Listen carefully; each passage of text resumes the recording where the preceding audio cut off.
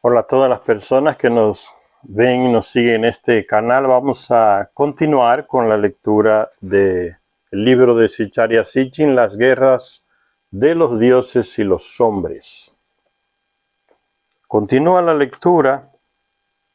La última vez veíamos que Sut o Niñarsak, la media hermana de Enlil y Enki, fue encargada de hacerse con la responsabilidad de gobernar la cuarta región, que fue la región ahí en el Sinaí donde estaba el espacio puerto, para evitar las guerras, los enfrentamientos entre el clan de Enlil y el de Enki por ese lugar donde descendían y ascendían las naves de Nibiru a la tierra, de la tierra a Nibiru con el oro.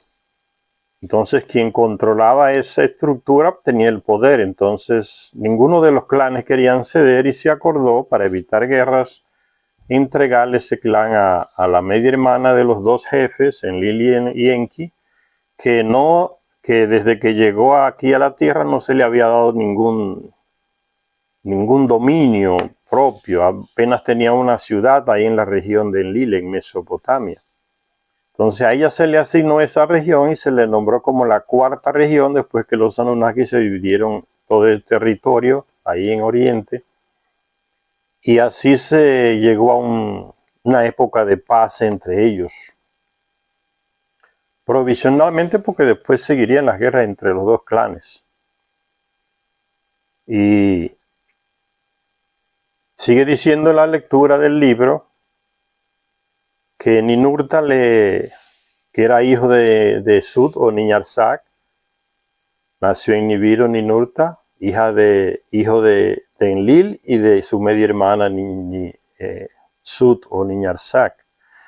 Hizo esa región del Sinaí próspera, la convirtió casi en un jardín para que su madre se sintiera bien en esa región que es pura arena y piedras calizas ahí en el monte del Sinaí, en la península del Sinaí, en lo que hoy es Egipto. Entonces Ninurta hizo un trabajo enorme de reforestación, de control de las aguas, de extracción de minerales, y esa región se convirtió la convirtió así para que su madre se sintiera bien. Y ella dijo que iba a mudarse ahí y que sería reina para siempre. Viviría sola ahí con sus servidoras, porque Anu le había prohibido casarse. Ya anciana, ya vieja, se puso gorda y le decían la vaca. Llegó al planeta junto con Anunnaki como una mujer esbelta, bonita, agradable, que los dos hermanos se la disputaban, y los dos medio hermanos se la disputaban, y después, ya con el paso del tiempo aquí en el planeta Tierra, como el ciclo de la Tierra les afectó a los Anunnaki que llegaron de allá, entonces iban envejeciendo más rápido, y ya ella llegó a ponerse físicamente como muy gorda. Hay una representación de ella muy antigua donde se le ve sentada con algunas de sus servidoras cerca, y ya se le ve como en las dos etapas. En una etapa está esbelta y en otra etapa ya está bastante gorda. Se lo voy a mostrar aquí en el libro. Aquí está ella ya esbelta, ¿no?, sentada con sus servidoras, y aquí ya una etapa ya de miles de años después está ya vieja y más vieja y gorda. Por eso le llamaban la vaca. Se puso gordísimo. Como le pasa a muchas mujeres cuando son jóvenes, ¿eh? Son delgadas, después ya con el tiempo engordan, tienen hijos, engordan y nunca más vuelven a aquella figura esbelta que tenían. Eso lo mismo le pasó a ella, no es nada extraño ni anormal. Y dije miles de años porque ellos aquí en la Tierra viven miles de años, porque tienen el ciclo de vida del planeta Nibiru. un año para ellos aquí en la Tierra serían 3600 años para nosotros. Entonces imagínense los años que esas personas vivían aquí, pero aún así envejecían. y morían como hacen los terrestres también. Entonces ya después de esas alabanzas a ese lugar del Sinaí, que su hijo Ninurta se lo adaptó para que ella se sintiera bien viviendo, sigue la lectura donde Zecharia Sitchin dice, ciertamente, esta es una descripción adecuada de la península del Sinaí.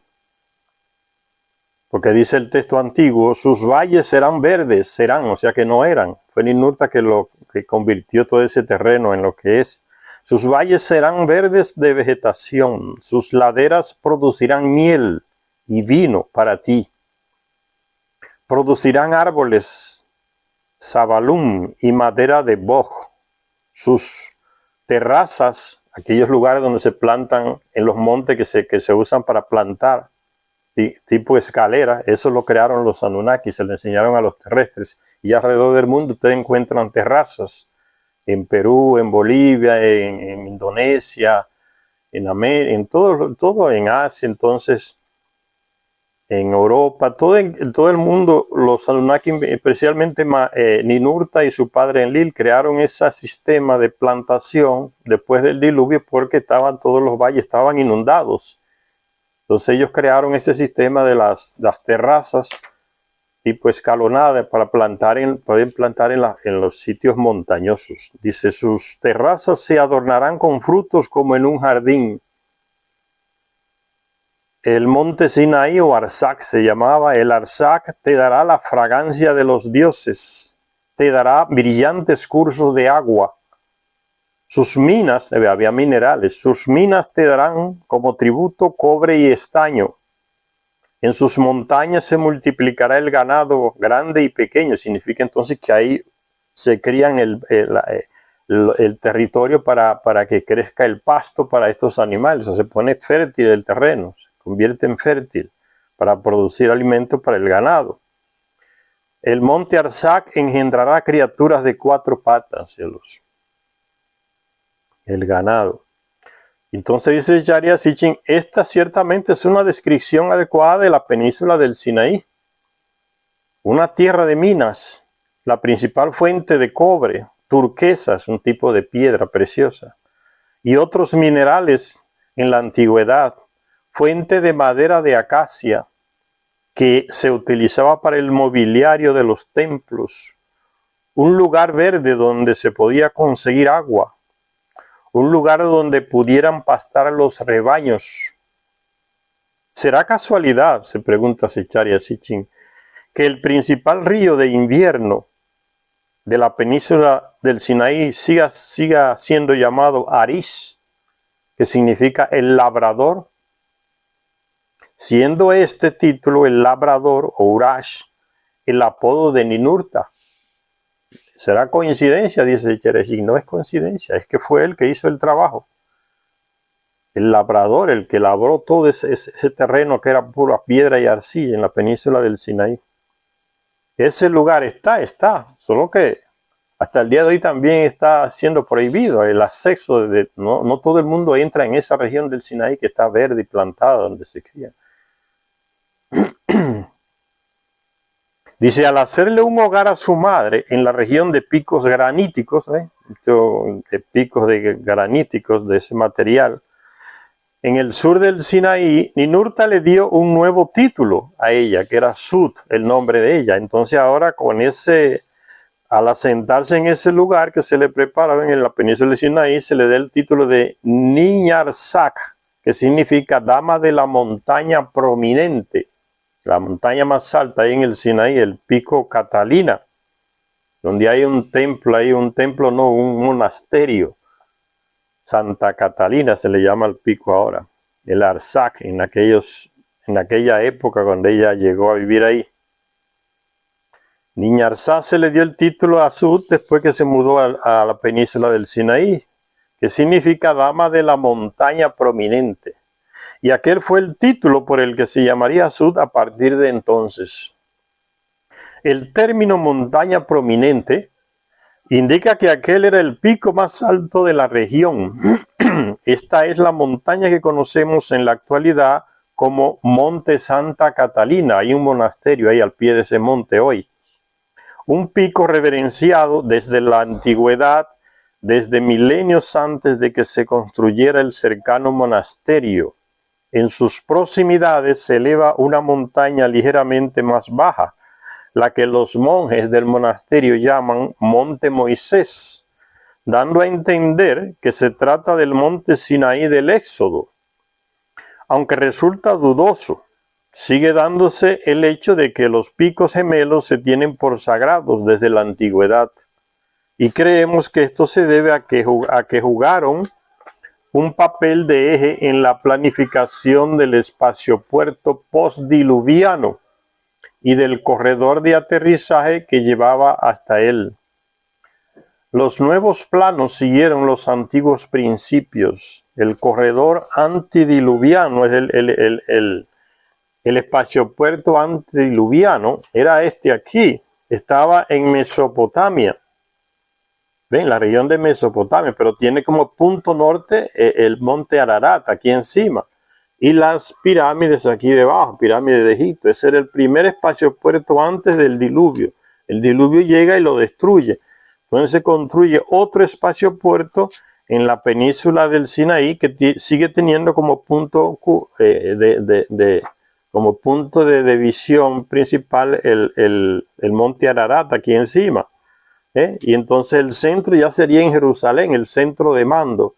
Y siguen tomándose las dos pirámides en Egipto, aquí debajo, como punto de referencia, ¿no? Para las naves que vienen descendiendo del espacio. Dice, los nuevos planos siguieron los antiguos principios. Se mantuvo el monte Ararat entre Turquía y Armenia como punto de referencia más alto en esa región, y también para tener un punto de referencia se sigue usando los montes artificiales que son las dos grandes pirámides. Entonces los Anunnaki construyeron esas dos grandes pirámides para eso, como una baliza para guiar las naves que vienen descendiendo desde el espacio. Los nuevos planos siguieron los antiguos principios, eso es lo que quiere decir.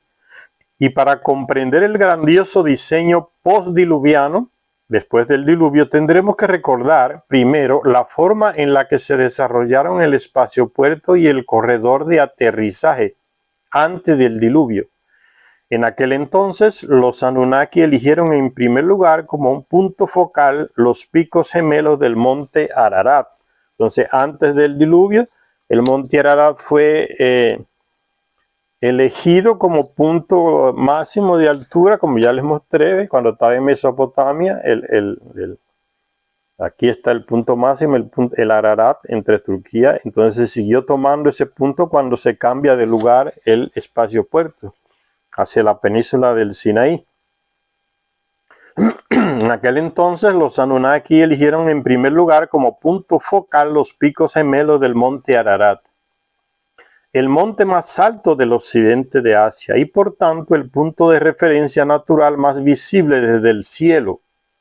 Los siguientes rasgos naturales y visibles eran el río Éufrates y el Golfo Pérsico. Trazando una línea imaginaria norte-sur desde el monte Ararat, los Anunnaki determinaron que el espaciopuerto estaría donde la línea corta el río. Después, en diagonal a este, desde la dirección del Golfo Pérsico, en un ángulo exacto de 45 grados, trazaron el curso de aproximación. Más tarde establecerían sus poblaciones de forma que marcaran el corredor de aterrizaje. En ese corredor de aterrizaje, que es como el trayecto imaginario de las naves que vienen descendiendo, guiadas por el monte Ararat, vienen descendiendo. Entonces, en ese corredor se van construyendo las ciudades para que combinen con el aterrizaje. Aquí están las pirámides, el punto máximo, el Ararat, aquí encima. Entonces aquí van las pirámides, y en ese corredor imaginario donde viene la nave descendiendo se van construyendo las ciudades de ellos, el centro de aterrizaje, el centro de control de mando, todo se va construyendo linealmente y matemáticamente, todo elaborado por los Anunnaki, geométricamente exacto. Dice, este es el ángulo de 45 grados, aquí ven, exacto el ángulo de 45 grados, pura matemática y astronomía profunda de los Anunnaki. Eso es lo que nos está explicando Zecharia Sitchin, que se siguen usando los mismos principios para construir el nuevo espacio puerto ahí en el monte, en el Sinaí, para que y las mismas ciudades también, para que siga siendo como el mismo modelo cambiado de lugar. Podríamos resumir así. Dice, después en diagonal a este, desde la dirección del Golfo Pérsico, en un ángulo exacto de 45 grados, trazaron el curso de aproximación. Más tarde establecerían sus poblaciones de forma que marcara el corredor de aterrizaje a ambos lados del curso de aproximación. El punto central se construyó en Nippur como centro de control de misiones. Eso está hablando del espaciopuerto antes del diluvio. Después del diluvio, entonces ya no es Nippur, ahí en Mesopotamia, el centro de control, sino que va a ser la ciudad, lo que hoy se llama ciudad de Jerusalén. Ahí estaba el centro de control entonces de las misiones después del diluvio. Las instalaciones espaciales postdiluvianas, ¿ve? Ahora el que está en el Sinaí, postdiluviana, después del diluvio, se planificaron sobre los mismos principios. El monte Ararat siguió sirviendo como principal punto focal. Una línea de 45 grados señalaba el curso de aproximación y una combinación de puntos de referencia artificiales esbozaba un corredor de aterrizaje en forma de flecha. Lo que les mostré, el nuevo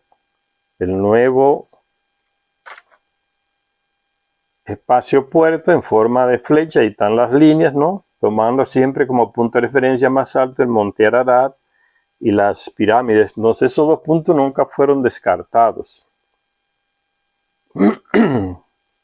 El monte Ararat, dice, señalaba el curso de aproximación y una combinación de puntos de referencia artificiales esbozaba un corredor de aterrizaje en forma de flecha. Sin embargo, la diferencia estribaba en que esta vez los Anunnaki tenían a su disposición diferencia entre el primer, entre el que se hizo antes del diluvio, el espacio puerto, y el que se hace después del diluvio. A eso se está refiriendo Zecharia Sitchin cuando habla de diferencia entre uno y otro. Entonces la diferencia estribaba en que esta vez los Anunnaki tenían a su disposición una plataforma a la medida de la de la montaña de los cedros en Baalbek, ahí en las alturas montañosas del que hoy es el Líbano. Ahí tenían un punto de referencia, una plataforma enorme que ellos construyeron ahí, que ya en el video anterior les mostraba la foto de las grandes unas piedras talladas de toneladas de peso que siguen hoy en Baalbek, ahí en las alturas del Líbano, y que son visitadas anualmente por miles de turistas de muchas partes del mundo. Van a ver esas estructuras enormes de piedra tallada. Esa era la plataforma de aterrizaje que ellos usaron entonces, porque después del diluvio les siguió sirviendo a la hora de construir el segundo espacio puerto ahí en el Sinaí. Aprovecharon eso, y eso era un punto que no tenía el otro espacio puerto cuando estaba en Mesopotamia, esa plataforma enorme ahí. Dice, la diferencia estribaba en que esta vez los Anunnaki tenían a su disposición una plataforma a la medida, la de la montaña de los cedros en la ciudad de Baalbek, ahí en el Líbano. La incorporaron en la nueva división del territorio de aterrizaje, nueva territorio para el espacio puerto que construyeron ahí. Como antes del diluvio, el doble pico del monte Ararat sirvió de nuevo como punto de referencia septentrional, o sea, en la parte del norte, al norte del Sinaí, anclando el corredor de aterrizaje y el curso de aproximación en su centro. La línea sur del corredor de aterrizaje conectaba el monte Ararat con el pico más alto de la península del Sinaí, el Arzac o monte Santa Catalina, se le dice, y su gemelo el monte Moisés. La línea norte del corredor de aterrizaje era la línea que se extendía desde el monte Ararat y pasando por la plataforma de aterrizaje de Baalbek, proseguía hasta Egipto. ¿Ve? Entonces proseguía hasta Egipto. A esta línea se está refiriendo aquí, se la voy a mostrar. Se refiere aquí a esta línea que viene desde, aquí está Baalbek, la ciudad, aquí está Baalbek, la línea que viene del monte Ararat pasa, ahora el centro aquí en Baalbek será esta plataforma, ellos la están utilizando porque se conservó después del diluvio. Está en la línea norte que está refiriéndose aquí. Y está Baalbek como centro, entonces la plataforma de aterrizaje que llega hasta aquí, hasta Egipto, donde están las pirámides como puntos de referencia. Y los dos montes, Santa Catalina y el monte Moisés, también le sirven de referencia. Y aquí de este lado entonces le sirven las pirámides como punto de referencia. Y sigue diciendo entonces, la línea norte del corredor de aterrizaje era la línea que se extendía desde el monte Ararat, pasando por la plataforma de aterrizaje de Baalbek, proseguía hasta Egipto. Allí el terreno era demasiado llano para ofrecer un punto de referencia natural. Y fue por este motivo, estamos seguros, por lo que los Anunnaki construyeron los picos gemelos artificiales, o sea, las grandes pirámides, 2 grandes pirámides, pero ellos construyeron 3, 2 grandes y una pequeña. La pequeña era simplemente una maqueta que se hizo, como ya les dije en el video anterior, se hace cuando usted manda a hacer una construcción, el ingeniero, el arquitecto, primero le muestra una maqueta de cómo va a ser lo que usted, el edificio que usted mandó a hacer, o la plaza, lo que sea. Y usted puede decir, mire, corríjame aquí, colóqueme mejor eso aquí, en este lugar, y eso aquí, en aquel lugar. Para eso se hizo la tercera pirámide más pequeñita. Era una simple maqueta donde el constructor, que fue el hijo de Enki, llamado en Egipto el dios Thoth, Ningisida en Mesopotamia, él hizo esa maqueta y se la mostró a los Anunnaki y se le corrigieron algunos ángulos. Eso lo dice el libro perdido de Enki mismo narrando, ¿no? Que se le corrigieron unos ángulos en esa maqueta, y después se procedía entonces a la construcción de las 2 grandes pirámides, que serían los 2 montes artificiales que completarían ese corredor que viene desde el monte Ararat, pasa por los 2 montes ahí en el Sinaí y termina en Egipto en esas 2 grandes pirámides. Esa es como la plataforma de aterrizaje de las naves que vienen descendiendo. Todas esas líneas imaginarias ahí. Por eso se construyeron las grandes pirámides, que no fueron entonces las pirámides construidas por algún faraón. Antes de los faraones iniciar su gobierno, ya esas pirámides existían porque fueron construidas por los Anunnaki para guiar sus naves. Por eso en las grandes pirámides nunca se encontró ninguna inscripción referente a faraón, ningún ataúd referente a algún faraón que murió.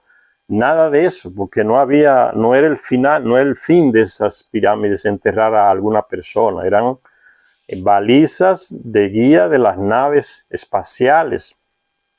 Y la mayor tiene una característica especial, que dentro tiene una gran estructura, donde estaban colocados unos aparatos que Ningisida colocó, que lanzaban hacia el espacio un haz de luz tan grande que las naves desde fuera del planeta lo veían y se guiaban por ese haz de luz que salía de las pirámides. Entonces se inventaron unos antropólogos o expertos europeos que fueron allá. Un militar muy famoso se inventó y metió en la pirámide un ataúd falso y una momia, y uno de los que participó lo denunció. Eso no se debe hacer, es una falsificación, y él lo despidió del equipo. Y después aquel, cuando se fue, antes de morir, escribió una carta, y el sobrino de él, el nieto de él, se la mostró a Sechar y así. Mira, mi bisabuelo me contó que en esta carta que el fulano ese inglés, el militar que fue allá a excavar las pirámides, fue él que colocó la momia que se encontró ahí para justificar que eran tumbas de los antiguos faraones, y colocó escrituras también como que fue un faraón tal que hizo esa pirámide, porque el nombre apareció ahí. Todo eso lo colocó ese militar. Esa ideología de los militares que es un desastre, ¿no? Mienten para caramba. No importa que juren por la bandera, por Dios, por lo que sea, mienten. Y eso lo copian de los estadounidenses, que son los que los forman a los militares de nuestros países, casi del mundo entero. Mienta hasta el final. Aunque juren delante de la Biblia, lo que sea, que van a decir la verdad, no mienten para caramba. Es una lógica de los militares que hasta que no se le dé otra escuela de formación diferente a esa de Estados Unidos, van a seguir con esa lógica de mentir hasta el último momento. Eso forma parte de la formación que se le da a los militares. Que viene, y esos son los militares de Estados Unidos que forman casi a todos los militares del mundo. Le llaman a eso que son los valores de la formación de ellos, para ocultar, que le enseñan a mentir. Me viene a la mente el Pinochet de Chile, formado también por los norteamericanos, ¿no? 2 días antes o 3 días antes le había jurado fidelidad a Pinochet y a los 2 o 3 días le dio el golpe. Es que están formados para mentir, engañar. Es difícil vos encontrar un informe que da la policía de un accidente o de un conflicto que se tuvo con algunas personas en la calle. El informe que presenta la policía 99.9% es falso, lo falsifican a su favor. Siempre así, pueden comprobarlo en cualquier parte del mundo, porque están todos formados por la misma escuela estadounidense, israelense. Mentir hasta el último momento.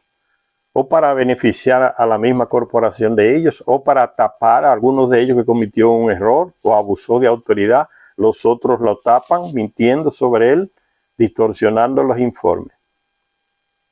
Eso es parte de la escuela de ellos, hasta que los gobiernos no paren de enviar a militares a formarse en Estados Unidos, en las escuelas de ellos, van a seguir dando golpes de Estado, donde quiera que estén, sea en África, en América o en Asia, donde quiera. Los forman para dar golpe. Y entonces dice que, hablando, dice la línea norte del corredor de aterrizaje, que era muy plana ahí en Egipto, y entonces los Anunnaki se vieron en la necesidad de construir esos 2 picos artificiales que son esas 2 grandes pirámides. Y ya le expliqué para qué era la tercera más pequeña. Y entonces dice Sharia Sitchin, se vieron en la necesidad de construir los picos gemelos artificiales de las 2 grandes pirámides del valle de Gizeh, ahí en Egipto. En el Bajo Egipto, cerca ya del Mediterráneo, donde va desembocando el Nilo, en el mar Mediterráneo. A esa parte se le llama el Bajo Egipto. Pero ¿dónde había que erigir este punto de anclaje? Porque Egipto, en el Bajo Egipto, cerca de desembocadura, todo es llanura. Aquí entra en juego, dice Sharia Sitchin, una línea imaginaria, este-oeste, que los Anunnaki concibieron arbitrariamente en sus ciencias espaciales. Ellos dividieron arbitrariamente los cielos que circundan la Tierra en 3 bandas o caminos. El camino septentrional, o sea, el de encima, el del norte, dividiendo la Tierra en 3 partes, ¿no? La parte del medio con como una franja grande que ocupa los meridianos 30. Esa faja del medio se le llamaba el camino de Anu, el rey, el principal. En el norte, en la parte septentrional de esa línea imaginaria, división imaginaria del planeta, se le decía el camino de Enlil. Y debajo del camino de Anu, la parte sur, se le llamaba el camino de Enki. Fíjense que todo combina, porque en el norte está Enlil mandando, ahí en Mesopotamia, en el centro está Anu, el control de todo, rey de Nibiru, y en el sur, en África, sigue Enki. Entonces ellos dividieron el planeta según sus intereses de poder. Por eso dice Sharia Sitchin, aquí entra en juego una línea imaginaria, este-oeste, que los Anunnaki concibieron arbitrariamente en sus ciencias espaciales. Arbitrariamente porque sale de la cabeza de ellos. No es que así la Tierra está dividida así, sino que ellos sí inventaron esa división. Ellos dividieron arbitrariamente los cielos que circundan la Tierra en 3 bandas o caminos. El septentrional, la parte norte, fue el camino de Enlil. El meridional, el del medio, el de abajo, el camino de Enki. Y el central era el camino de Anu. Como separación estaban las líneas que conocemos como los paralelos 30 norte y paralelo 30 sur. En esa línea del paralelo 30 está construida las pirámides. Es importante esa línea imaginaria, territorial que los Anunnakis seleccionaron. El paralelo 30 norte parece haber sido particularmente importante o sagrado, entre comillas, en lenguaje religioso. Las ciudades santas, desde la antigüedad, desde Egipto hasta el Tíbet, se han situado sobre ese paralelo 30. Es coincidencia, ¿no? Se eligió este paralelo como la línea norte, la línea sobre la cual, en la intersección con la línea Ararat-Baalbek, construir las grandes pirámides, y también como la línea que indicaría en la llanura central del Sinaí el lugar del espacio-puerto. Una línea en la mitad exacta del corredor de aterrizaje, el curso de aproximación tenía que llevar a la situación exacta del espacio-puerto en el paralelo 30. Creemos que así es como se estableció la división territorial de aterrizaje para el espacio-puerto. Y se marcó el lugar del espacio-puerto y que así es como se estableció la localización de las grandes pirámides, teniendo toda esa geografía y esa matemática en cuenta, toda esa geometría de los Anunnaki. Al sugerir que las grandes pirámides de Gizeh no fueron construidas por los faraones, sino milenios antes por los Anunnaki, de los europeos siempre quieren atribuir las cosas y lo que hace es que falsifican la historia, mienten, no se le puede creer a esa gente nada. Ni un tantito así se le puede creer a esa gente. Los estadounidenses igual, mienten hasta el último momento. Al sugerir que las grandes pirámides de Gizeh no fueron construidas por los faraones, sino milenios antes, por los Anunnaki, es evidente que estamos contradiciendo las teorías oficiales sobre estos monumentos. Dice Zecharia Sitchin, yo estoy contradiciendo la teoría oficial que dice que esas pirámides fueron construidas por faraones. La teoría de los egiptólogos del siglo XIX, todos europeos, estadounidenses, es evidente que sostenía que las pirámides de Egipto, incluidas las 3 singulares pirámides de Gizeh, fueron erigidas por una sucesión de faraones para que les sirvieran de tumbas hace tiempo que fue refutada. En ninguna de esas grandes pirámides se han encontrado los cuerpos de los faraones que supuestamente las habitaban o las habían construido, mejor dicho. Así se suponía que la gran pirámide de Gizeh la había construido el rey Keops o Khufu, el faraón, que la pirámide gemela la había hecho un sucesor llamado Kefren, y que la tercera y más pequeña la había construido un tercer sucesor llamado Mencara o Miserino. Todos ellos reyes de la 6ª dinastía de faraones. Eso se contradice porque los mismos egiptólogos sugerían que la esfinge debió ser construida por Kefren, debido a que estaba situada junto a la calzada que lleva a la segunda pirámide, que supuestamente para esos egiptólogos europeos y estadounidenses lleva el nombre de Kefren, la segunda pirámide. Por un tiempo se creyó que se había encontrado la prueba en la más pequeña de las 3 pirámides, ven, la más pequeña, la que le dije, la maqueta que hizo Ninjicida para corregir los ángulos. Por un tiempo se creyó que se había encontrado la prueba en la más pequeña de las 3 pirámides de Gizeh, y la identidad del faraón que la había construido quedó establecida por los egiptólogos europeos estadounidenses. El mérito de esto se le atribuyó al coronel Howard Weiss y a sus 2 ayudantes, el tipo que le hablé, mentiroso para caramba, y sus 2 ayudantes que afirmaban haber descubierto dentro de la pirámide el ataúd y los restos momificados del faraón Mencara.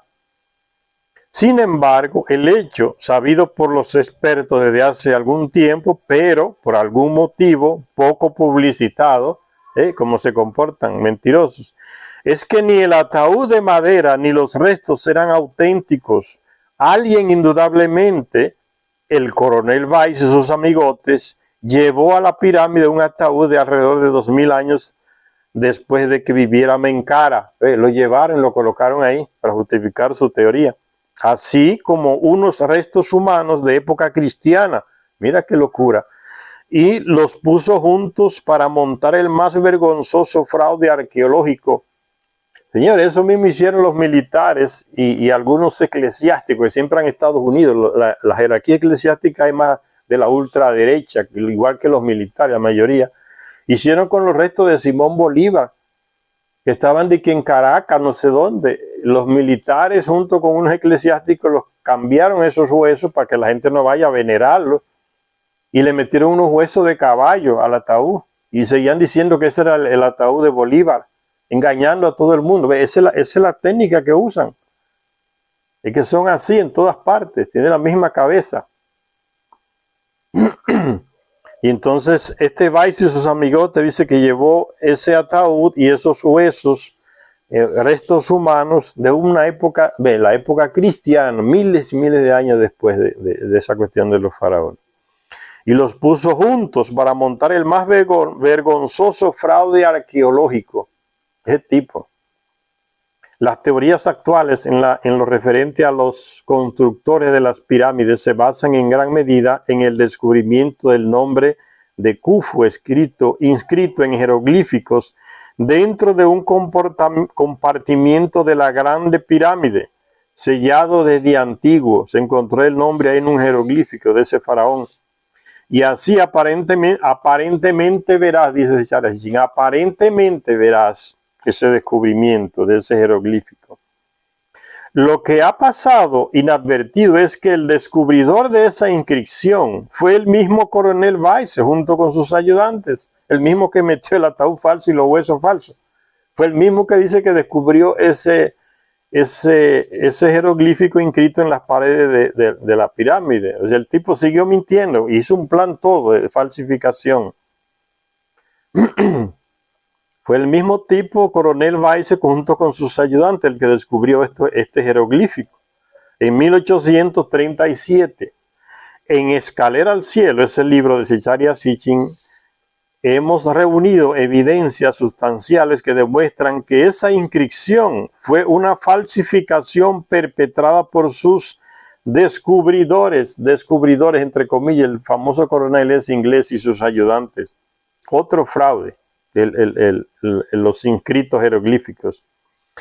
A finales de 1983, un lector de este libro, dice Zecharia Sitchin, vino a ofrecerme unos registros familiares en donde se demostraba que Weiss, el famoso coronel aquel mentiroso, pidió ayuda a su bisabuelo, al bisabuelo de este hombre que fue a visitar a Zecharia Sitchin en el 1983 a finales, y donde se demostraba que Weiss pidió ayuda a su bisabuelo, un maestro masón llamado Humphreys Brauer, para que se abriera paso al interior de la pirámide a base de pólvora, y que este fue testigo presencial de la falsificación. O sea, el bisabuelo de ese tipo fue testigo presencial, estaba ahí, de la falsificación de los jeroglíficos eso.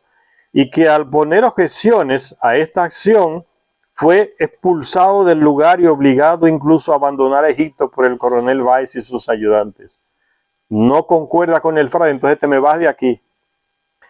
En Escalera al Cielo, ese libro, dice Zecharia Sitchin, he demostrado que Khufu no pudo ser el constructor de la Gran Pirámide, porque él mismo en una estela que erigió cerca de las pirámides decía que existía ya en sus tiempos incluso la esfinge. O sea, eso no se construyó en el tiempo de él, porque él mismo dice que ya esas cosas existían. La esfinge, incluso erigida supuestamente por un sucesor de Khufu, es mencionada en la inscripción.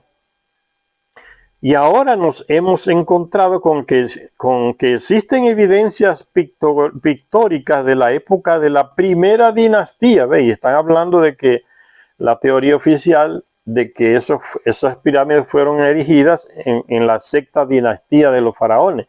Ahora resulta que aparecen inscripciones, evidencias pictóricas, dice Shariashin, de que en la época de la primera dinastía ya se mencionan las pirámides como que ya estaban construidas. Fíjense.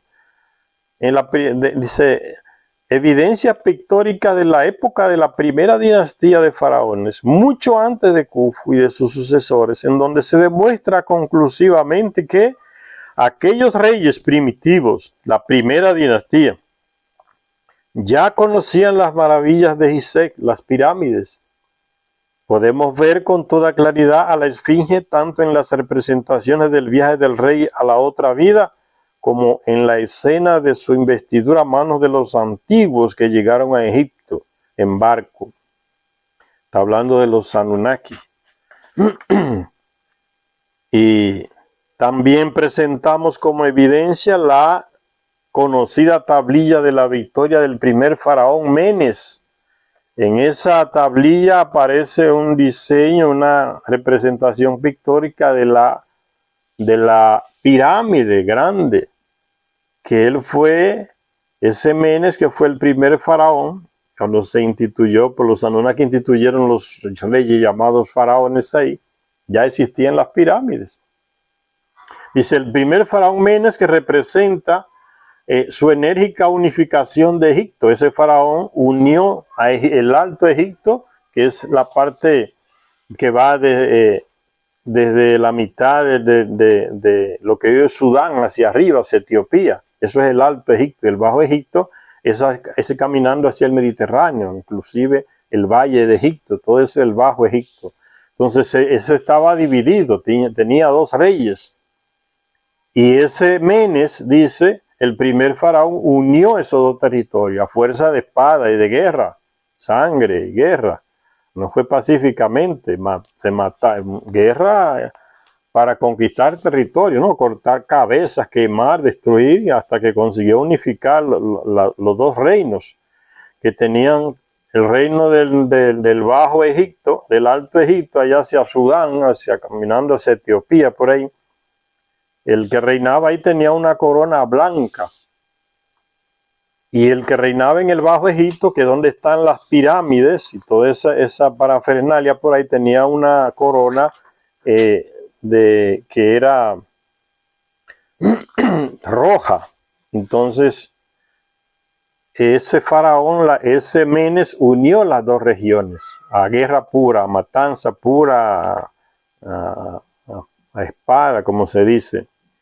Dice, por eso dice, enérgica conquista, unificación de Egipto, lo unificó las dos regiones, la unificó.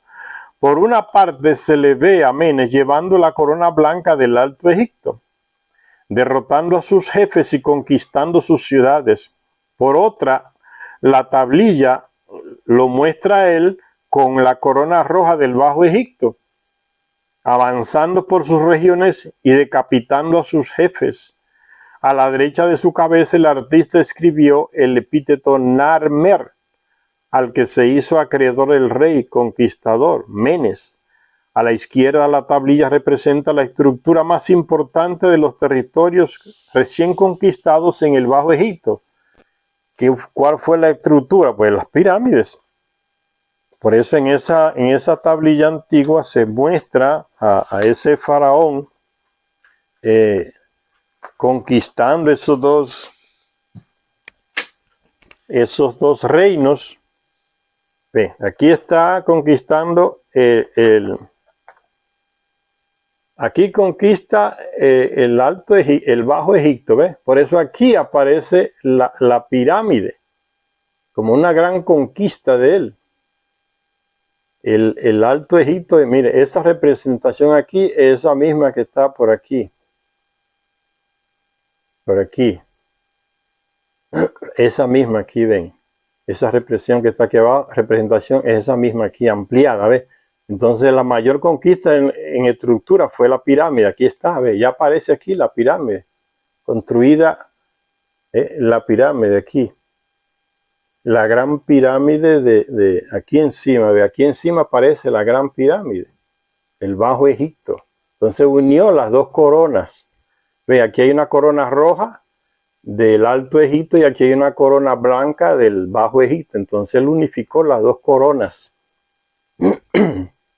Las dos coronas fueron unificadas por él a punta de espada y mató, le cortó las cabezas a los que se le opusieron. Derrotó a todos y unificó. Fíjense, aquí aparece un cohete, el Bajo Egipto, ahí estaba el espacio puerto. Toda esa pictografía antiquísima los muestra. Miren aquí donde se ve las dos coronas, ¿ve? La corona blanca del Bajo Egipto, donde están las pirámides, y la corona roja del Alto Egipto. Ven. Entonces aquí están las dos coronas juntas, la unificó las dos coronas. ¿Ve? Unificó las dos coronas, la blanca y la roja, que están unidas las dos. Eso es señalando que es un guerrero. Eso lo hizo Menes. Unificó enérgicamente el Bajo y el Alto Egipto. Entonces en el Bajo Egipto su conquista a nivel de estructura más importante pues fueron las pirámides donde estaba el espacio puerto ahí. Las dos grandes pirámides, conquistó ese territorio ahí. Eso lo muestra Sechari así para decirnos, no, y mostrarnos que no fue, ya eso estaba construido miles de años antes de ese rey Menes conquistar eso ahí. Que aparecen ya en esas pictografías que son miles y miles de años antes de Menes, contradiciendo todo lo que decían los mentirosos expertos europeos y estadounidenses. Es interesante, señores, esa manía de mentir de los europeos y los estadounidenses. Estos países por aquí nuestros, hay muchos países en el Caribe que tienen mucho petróleo. Y entonces esos gobiernos cometen el error de llamar a los expertos europeos y estadounidenses a que les certifiquen qué cantidad de petróleo hay en esos lugares. Y los engañan, le dicen, no, aquí hay 500 millones de barriles más o menos, que da para 3 años. Cuando buscan otro certificador que no son ni europeos ni estadounidenses, dicen, no, aquí hay petróleo para 100 años. ¿Ven cómo los engañan? ¿Por qué que los engañan esos europeos y estadounidenses? Porque ellos tienen ya en plano enviar a sus compañías que exploten esos recursos de petróleo que hay en esos lugares. Le dicen, no, hay poca cosa, ni vale la pena casi explorarlos o sacarlos, ese petróleo. Porque ellos los tienen como parte de sus reservas, Estados Unidos y Europa. Entonces los engañan y le dicen que no, que ahí hay petróleo para 1 año, 2, 3 años. Y los otros dicen, no, hay petróleo para... Eso hicieron con Venezuela. La mayor reserva mundial de petróleo, señores, y si no de gas. Y los primeros que la certificaron fueron estadounidenses y europeos. Le dijeron en la época de Chávez, no, ahí no hay nada, eso da ahí para poca cosa, eso en pocos años termina, se explota y termina. Después que Chávez mandó otros tipos de expertos independientes que no eran de esos países, le dijeron la realidad. Esta es la reserva mundial más grande de petróleo, que está ahí en el Orinoco. Venezuela está nadando en petróleo. Ven cómo los engañan, para ellos robárselos. Mandar sus empresas que exploten el petróleo ese ahí, lo saquen y se van llevando y llevando. Le escriben al gobierno idiota que está ahí, le dicen, mire, hemos sacado tantos barriles, aquí está el informe, y le dicen 100 que han sacado algunos 600. Y el gobierno idiota se lo cree, porque ellos fue que lo certificaron. En algunos países están llevándose oro para caramba, pero de aquí del Caribe. Y los gobiernos idiotas lo dejan que le lleven todo, el oro y los otros minerales que están junto con el oro. Y los que se están llevando los minerales, los europeos, estadounidenses o estadounidenses, solo declaran el oro. Y la otra parte se lo llevan en barco, entonces ese mineral. Y esos estúpidos vendepatrias que tenemos, presidentes, dejando que se lleven esos recursos así por nada. Y nunca le dan la tecnología a esos países, ni el presidente las exige, la tecnología para ellos mismos explotar sus recursos. Le mienten y dejan que se lo lleven por años. Le dejan los hoyos ahí llenos de mercurio, contaminados en los ríos. Y los mismos diputados y senadores vendidos por dinero dejan que le destruyan el país, le contaminen las aguas en las regiones donde están extrayendo esos minerales y no hacen absolutamente nada, ni denuncian. Los medioambientalistas mundiales se callan porque reciben dinero de esa. Fíjense lo que hacen esos vendepatrias. Países pequeños nadando en oro, viviendo encima de oro y viven en la miseria. ¿Y quiénes se están llevando el oro? Los europeos y estadounidenses. Esa es la desgracia que nos está pasando por esos ladrones y sinvergüenza gobernantes que tenemos. Son unos vendepatrias, no le importa a su país, con tal de que le depositen 2 o 3 millones en Miami, no le importa vender hasta el trasero de su abuela, que se friegue el país. A ellos no les importa eso. Esa es la desgracia que tenemos. Países ricos, con grandes minas de oro, poca población, o sea, que da para que todo el mundo viva como millonario, y la miseria horrible que no acaba. Y años y gobiernos llegan y llegan gobiernos y pasan gobiernos y la cosa sigue igual. No les importa, no tienen patria, no tienen ese sentimiento de patria. Quieren recoger los votos del pueblo cada 4 años para seguir robando. Cuando no pueden, entonces dan golpe de Estado. Porque están todos juntos, los militares, grandes eclesiásticos, grandes empresarios, combinados para robar. Y el pueblo que se las arregle como pueda. Gente que tiene que pedir a un extranjero que le haga una letrina, un hospitalcito por acá. Es una vergüenza, un país millonario. Que tiene un país de Europa que ir a darle una casita para hacer un centro de salud. Una vergüenza. Y un país rico en minerales. Igual en Perú. Esto es horrible. Se le están entregando todo a Estados Unidos, Europa. Por eso no condena a los golpistas. Eso es lo que hay por debajo, señor. El engaño, la mentira, el robarse las cosas de los otros. Hay que abrir los ojos.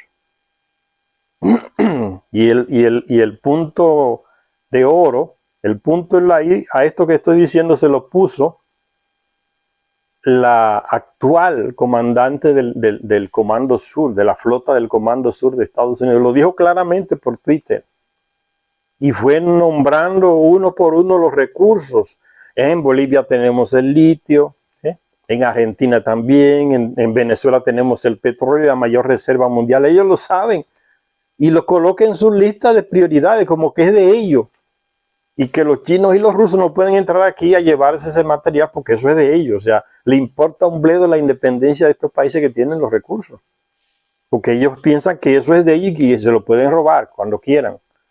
Por los gobiernos vendepatria que tenemos, ¿no? Cómo lo cuantifican dentro de sus reservas estratégicas. Los bienes y recursos de otros países. Es puros ladrones que son. Y son militares. Así ella lo confesó públicamente. Entonces yo no me estoy inventando nada. Ustedes, cuando tú lees las noticias y ves lo que ellos mismos dicen, te das cuenta que son así. Han venido robando. Por eso es que están tan desesperados porque los rusos y los chinos están entrando con otra mentalidad. De compartir tecnología, de respetar la independencia, el territorio de cada país, de ver a los otros como iguales. Están entrando. Porque los estadounidenses y europeos entran para robar. Y no comparten tecnología para que usted siga dependiendo de ellos eternamente. Solo materia prima le dan, que se lleven oro, que se lleven litio, que se lleven sal, que se lleven de todo, hierro, cobre. Y a la gente ahí le quedan los agujeros y la contaminación por el mercurio. Y esos gobernantes siguen dejando que pase eso. Esa lacra, señores, que está acabando con nuestros países. Por eso es que no avanzamos. Diputados y senadores vendidos, el Congreso vendido, jueces vendidos para que todo ese robo se realice. Justificar ese robo. Estos libros nos iluminan mucho, señores. Esos son los motivos de las guerras. Que eran motivos de guerra entre los dioses y después motivos de guerra entre los hombres. Robar recursos de otros lugares. Entonces, hablando, desmitificando esa teoría falsa de los europeos estadounidenses, llamados expertos, que inventaron esa teoría de que las pirámides fueron construidas por esos faraones. Todo falso. Pirámides, ya como lo dicen las pictografías, que existían miles de años antes de los faraones, entonces no podían ser construidas por ellos. Y como dice el libro perdido de Enki, ¿no? Textos antiquísimos donde está escrito y pictografía que muestran que las pirámides las construyeron los Anunnaki con ese fin, balizas de aterrizaje. Continuamos entonces diciendo, dice Zecharia Sitchin, las tres pirámides de Gizeh, únicas tanto por su construcción exterior e interior, así como por su tamaño e increíble conservación, porque muchos faraones construyeron pirámides y reyes ahí en Egipto, y las tomaron como su sepultura, pero era imitando a las tres grandes de los llamados Anunnaki, imitando a la de los dioses, y todas la destruyó el templo, el tiempo y el viento, la arena la destruyó poco a poco, esos intentos de crear pirámides. Nunca consiguieron levantar una pirámide como una de las tres, porque no tienen la tecnología. Los Anunnaki la levantaron con su tecnología, los terrestres no la tienen. Hasta el día de hoy, para levantar una inmensidad así, con piedra de tonelada de peso. Entonces esas imitaciones todas las destruyó el tiempo, y eran realmente tumbas de esos reyes que quisieron darse fama después de muertos. Entiérrenme en una pirámide que yo mandé a levantar, imitando a las tres grandotas que no pudieron imitar nunca, o hacerlas igual. Dice, son estructuras austeras y funcionales. Se diferenciaban también en que en su interior no había ningún tipo de inscripción ni de decoración. Como hizo aquel sinvergüenza militar mentiroso, el mayor fraude arqueológico de la historia, ¿no? Meter huesos, meter ataúd, meter una inscripción falsa para justificar la mentira y trastocar la historia, ¿no? Y eso se le transmitió a mucha gente en las escuelas y en las universidades, que eran las tres grandes pirámides, las construyeron los faraones y eran tumbas. Mucha gente se creyó el cuento hasta el día de hoy, porque se siguen dando en muchos textos de escuela esa mentira. Y de ese hecho casi no se publica nada, no se dice nada. Lo que hizo ese coronel bandido y sus ayudantes, ¿no? Esa falsificación. No se cuestiona nada. Se mete en los libros y la gente se traga esa mentira como normal y la estudia. En universidades y escuelas. Dice, las tres pirámides de Gizeh, únicas tanto por su construcción exterior e interior, así como por su tamaño e increíble conservación, se diferenciaban también en que en su interior no había ningún tipo de inscripción ni de decoración. Son estructuras austeras y funcionales que se elevan en la llanura como balizas gemelas, balizas para señalar por dónde tiene que aterrizar el avión, balizas, que hoy ya se usan luces en lugar de balizas para aterrizaje de los aviones.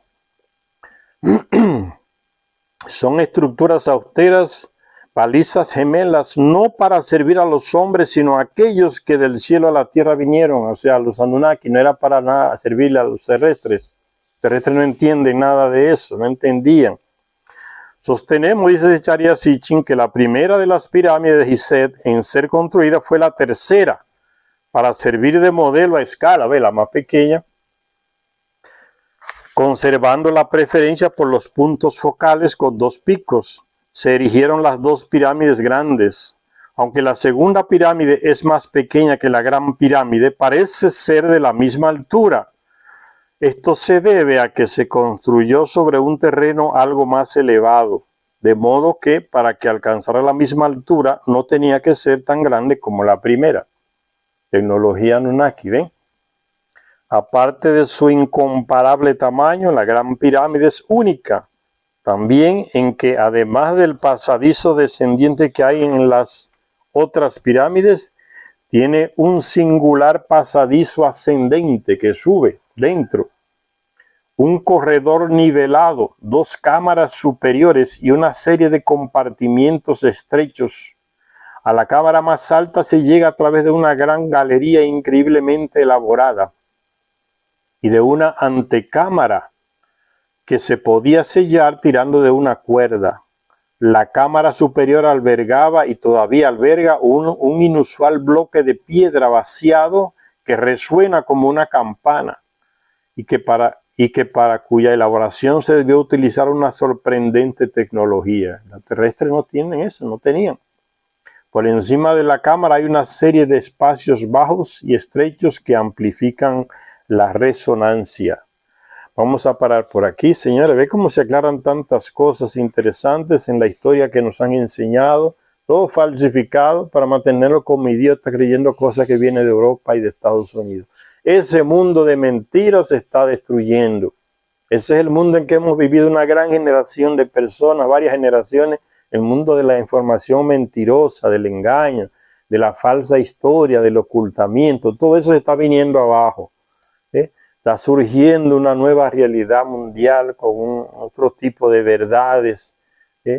¿Y quién está colaborando para que eso se levante, esa nueva realidad mundial, no territorial, mundial? Rusia y China están colaborando.